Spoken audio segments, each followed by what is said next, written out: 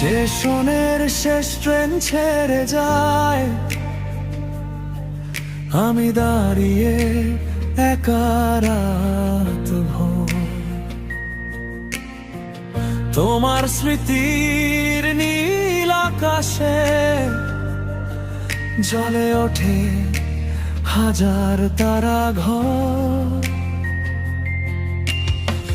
বৃষ্টি ভেজা জানালাতে লিখি তোমার নাম গোপনে, কাঠ গোলাপের পাপড়ি গুলো উড়ে যায় নিঃশব্দ ক্ষণে।